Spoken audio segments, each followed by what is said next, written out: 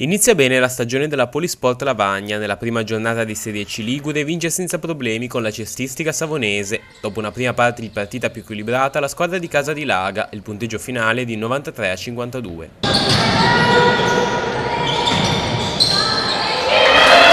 Molto contento dell'esordio che abbiamo avuto, veniamo da un mesetto e mezzo di lavoro tosto in palestra, abbiamo cominciato un po' a ranghi ridotti perché siamo una squadra di lavoratrici stagionali, abbiamo dovuto aspettare che tutte le ragazze finissero giustamente di lavorare, quindi abbiamo iniziato un po' in pochine, è un mesetto che siamo al completo, sono contento della corsa che abbiamo avuto, dell'intensità che abbiamo avuto, potevamo fare meglio sì, però ce la prendiamo, è la prima, verranno partite difficili già dalla prossima. La squadra del Ponente Ligure paga soprattutto in inesperienza, tante ragazze molto giovani che arrivano dalle squadre under e comprensibilmente faticano un po' tra le grandi.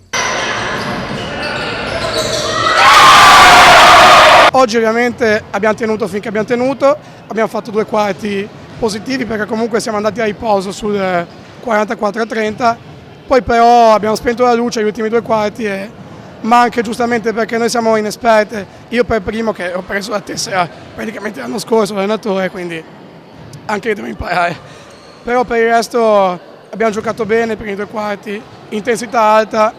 Nella prossima giornata la Polisport sarà a Pegli. Tra le maggiori soddisfazioni di questa stagione per la società c'è l'essere riusciti ad avere più squadre del settore giovanile. Che quest'anno parteciperemo a quasi tutti i campionati femminili organizzati in Liguria.